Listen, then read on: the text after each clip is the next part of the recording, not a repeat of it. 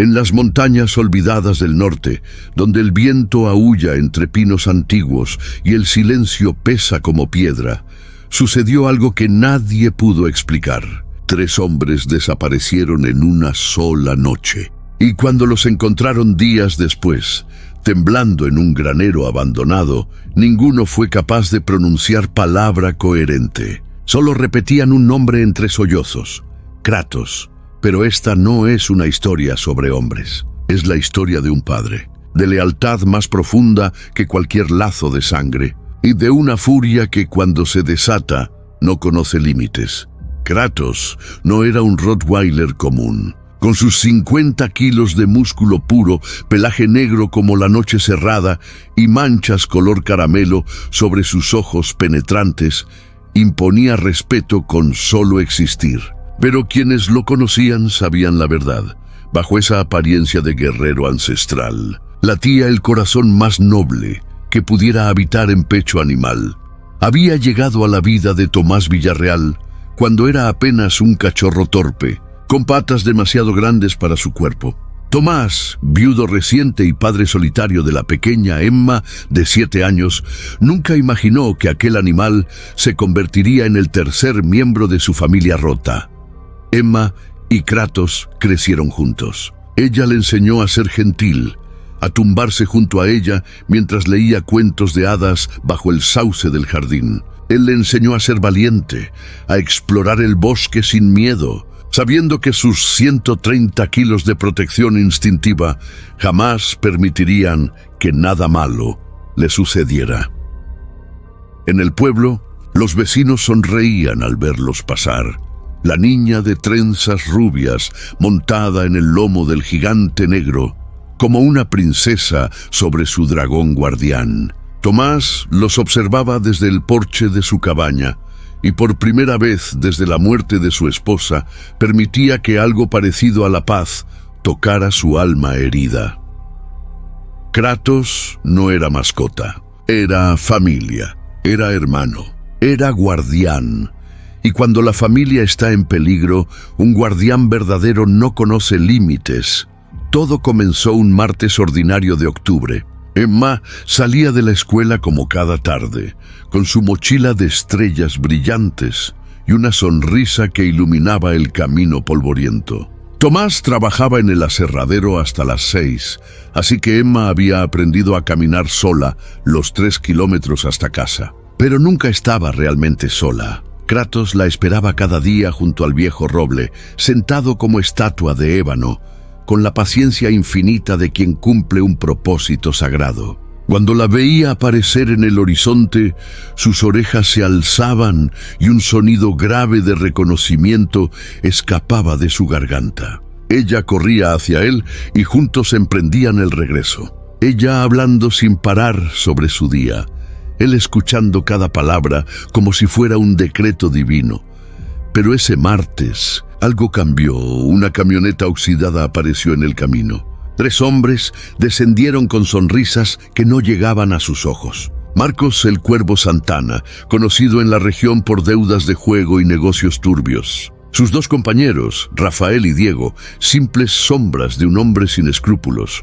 Tomás le había prestado dinero a Marcos meses atrás, cuando éste llegó a su puerta con historias de madre enferma y promesas de devolución inmediata. El dinero nunca regresó. Las llamadas fueron ignoradas. Y ahora, con rumores de que Tomás pensaba involucrar a las autoridades, Marcos había decidido enviar un mensaje diferente, un mensaje que involucraría a la pequeña Emma.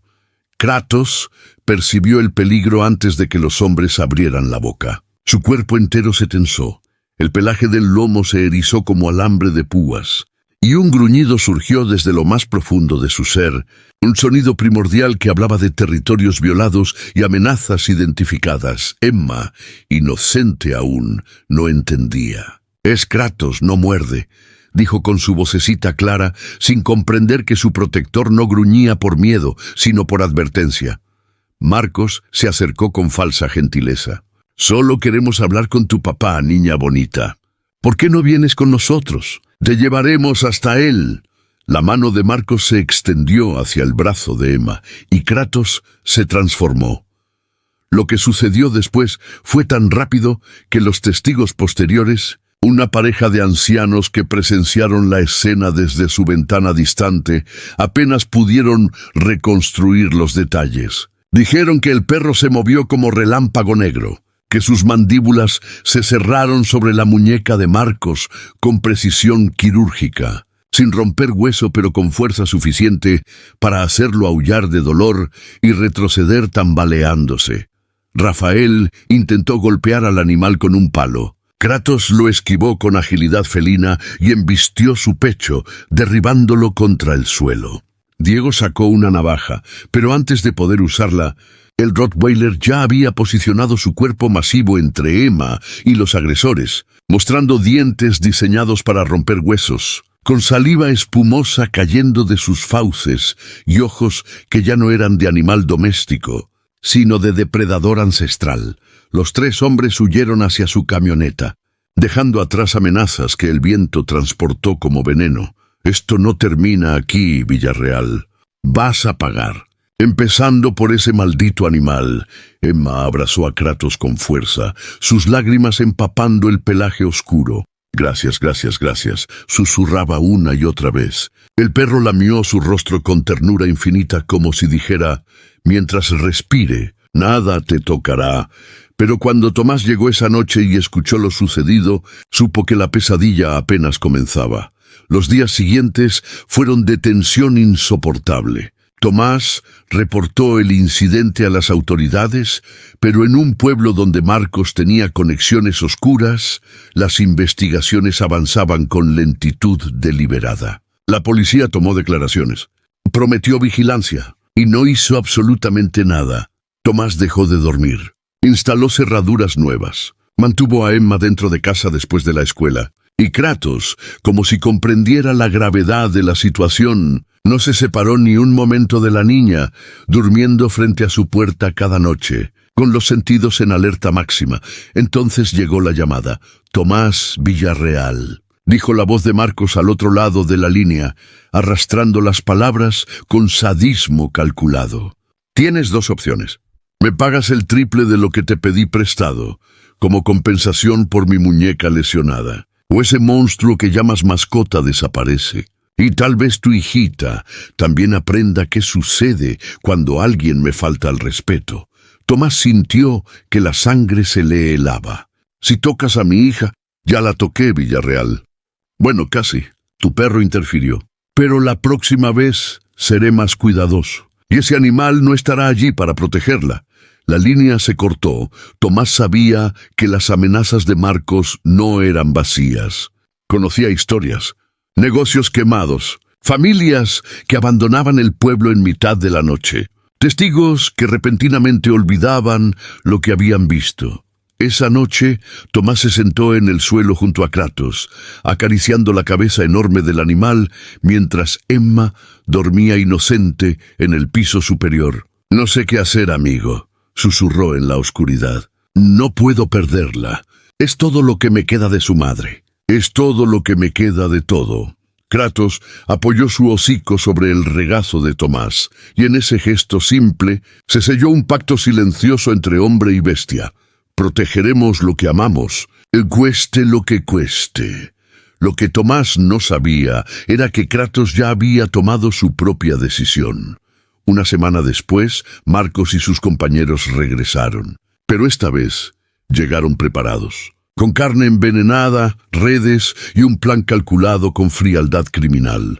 La noche era cerrada, sin luna que iluminara el bosque circundante. Tomás había llevado a Emma a casa de su hermana en el pueblo vecino, temiendo exactamente esto. Solo quedaban en la cabaña él y Kratos, esperando lo inevitable, pero Tomás cometió un error. Subestimó la astucia de sus enemigos. Mientras vigilaba la puerta principal, los intrusos entraron por la ventana del sótano. El golpe en la cabeza fue rápido y brutal. Tomás cayó inconsciente antes de poder gritar, antes de poder advertir a su compañero de cuatro patas. Cuando despertó, horas después, estaba atado en la silla de su propia cocina. Marcos fumaba tranquilamente frente a él, sonriendo con crueldad. Rafael y Diego registraban la casa, buscando cualquier cosa de valor. ¿Dónde está mi hija?, rugió Tomás, luchando contra las cuerdas que cortaban su piel. Tranquilo, padre desesperado, respondió Marcos con sorna. Por ahora está a salvo. Pero eso puede cambiar en cualquier momento. Depende de qué tan cooperativo seas. Ah, y sobre tu perro. Digamos que tuvimos que neutralizarlo. Está durmiendo plácidamente en el cobertizo. Muy plácidamente. El corazón de Tomás se detuvo. ¿Qué le hicieron? Lo suficiente para mantenerlo dormido mientras hacemos negocios, y cuando terminemos, nos aseguraremos de que duerma para siempre. Los Rottweiler agresivos son un peligro público, ¿no crees? Trágico accidente. Estos animales a veces atacan sin razón y hay que eliminarlos. Lágrimas de impotencia rodaron por el rostro de Tomás. No por él, por Kratos. Por ese ser noble que solo había conocido amor y lealtad, que solo había protegido lo que consideraba sagrado. Por favor, suplicó Tomás, abandonando todo orgullo. Toma lo que quieras. La casa, mis ahorros, todo, pero déjalo vivir. Él solo protegía a mi hija. Solo hacía lo que cualquier padre haría. Marcos aplastó su cigarrillo contra la mesa. Exactamente, Villarreal. Lo que cualquier padre haría. Así que ahora entiendes por qué debo eliminarlo. Es demasiado peligroso, demasiado leal a ti, y yo no puedo permitir ese tipo de obstáculos. Se levantó, sacando una pistola de su chaqueta. Diego, trae la lata de gasolina. Vamos a hacer que esto parezca un incendio accidental. Casa quemada, perro muerto, dueño desconsolado. Historia triste pero común. Fue entonces cuando escucharon el sonido. Un rasguño, lento, deliberado contra la puerta del cobertizo. Marcos frunció el ceño. Rafael, creí que habías usado dosis doble del sedante. La usé, respondió Rafael nervioso. Ese perro debería estar inconsciente por horas. El rasguño se convirtió en golpe. Madera crujiendo. Y luego, un sonido que heló la sangre de los tres intrusos. Un aullido. No de dolor, no de miedo. De furia absoluta y controlada. Es imposible, susurró Diego. Le dimos suficiente tranquilizante para tumbar un caballo. Tomás, atado e indefenso, sintió algo florecer en su pecho. Esperanza, porque conocía a su compañero. Conocía la determinación que ardía en esos ojos ámbar. Y sabía que Kratos no era un perro común. Era un guardián. Y los guardianes no caen tan fácilmente. La puerta del cobertizo explotó en astillas.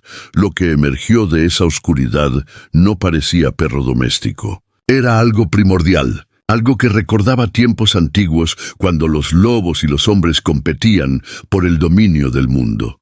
Kratos avanzó tambaleante, luchando contra el veneno que recorría sus venas, con espuma sanguinolenta en su hocico y ojos que brillaban con determinación sobrenatural. El sedante habría matado a cualquier animal, pero la voluntad, el amor, el propósito de proteger pueden vencer incluso a la química.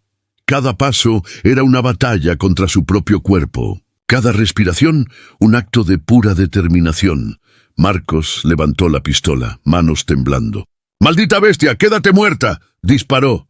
La bala rozó el hombro de Kratos, arrancando pelaje y carne. El animal ni siquiera se detuvo. Disparó nuevamente. Esta vez erró completamente, porque el miedo hacía temblar su pulso. Kratos saltó. 70 kilos de músculo. Furia y lealtad absoluta impactaron contra Marcos, derribándolo contra la mesa que se partió bajo su peso. La pistola voló por los aires. Los colmillos encontraron el antebrazo del hombre, no para matar, sino para neutralizar, para desarmarlo, para inmovilizarlo con el dolor. Rafael intentó golpearlo con una silla. Kratos liberó a Marcos solo para girar y embestir al segundo atacante, sus mandíbulas cerrándose sobre el muslo del hombre, haciendo que cayera gritando. No rompió el hueso, no desgarró la arteria, porque Kratos no era asesino, era protector. y un protector calibra su fuerza incluso en la furia. Diego, el más cobarde de los tres, corrió hacia la puerta. Kratos lo interceptó, bloqueando su escape, mostrando dientes ensangrentados y emitiendo un gruñido que parecía surgir del mismo infierno.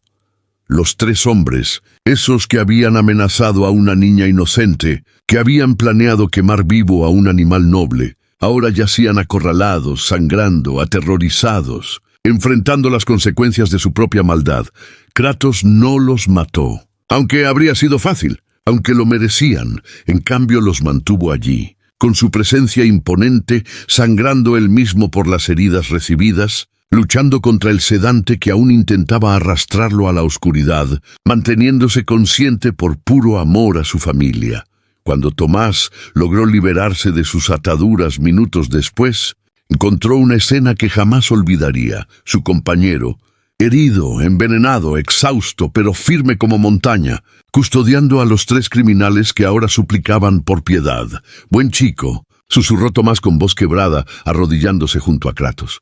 «El mejor de todos». El perro lo miró, y en esa mirada Tomás vio todo: el dolor soportado, el miedo vencido, el amor inquebrantable que lo había mantenido luchando cuando cualquier otro animal habría sucumbido.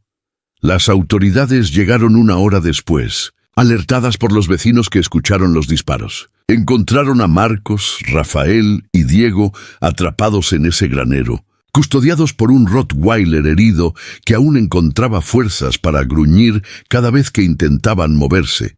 Y encontraron a Tomás, abrazando a su compañero, susurrando palabras de gratitud, mientras lágrimas rodaban por su rostro.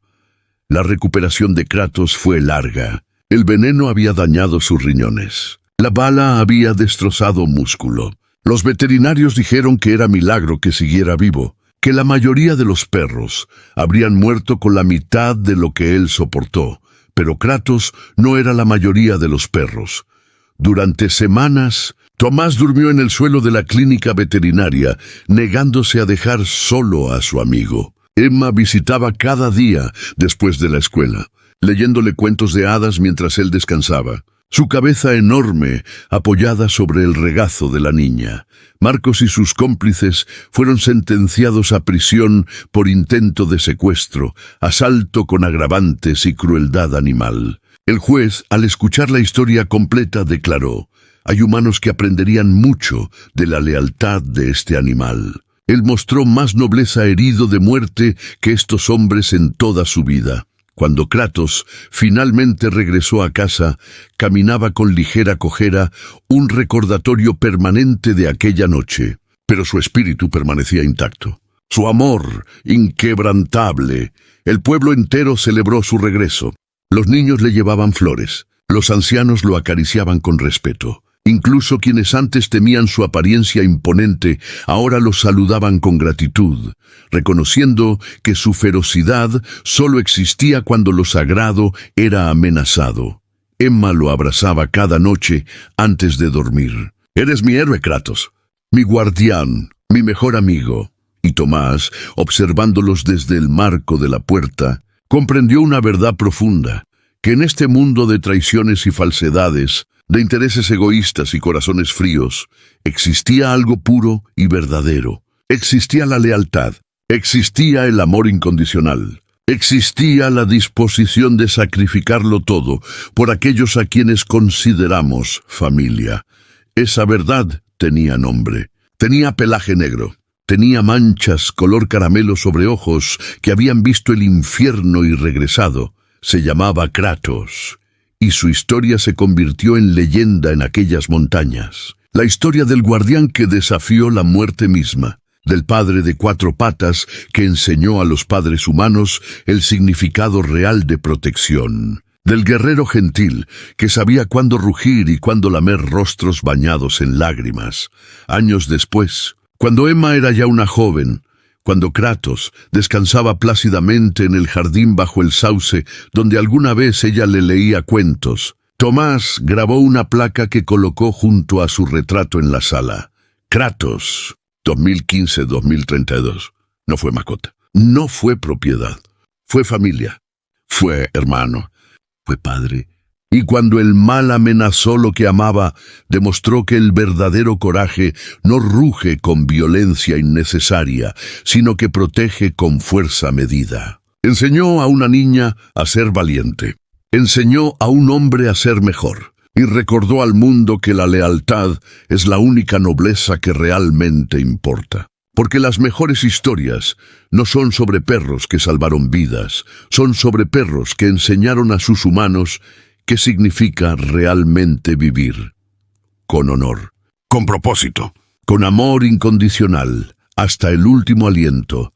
Si esta historia tocó tu corazón, si te recordó por qué los perros son llamados los mejores amigos del hombre, suscríbete a nuestro canal. Aquí celebramos el amor, la lealtad y las historias extraordinarias de aquellos que caminan junto a nosotros con 4 patas y corazones infinitos.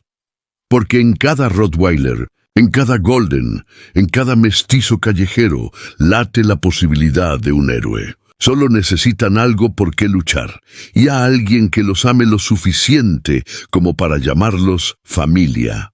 Nos vemos en la próxima historia, donde el amor siempre vence, donde la lealtad nunca muere, y donde los verdaderos guardianes jamás son olvidados. Hasta pronto. Fin.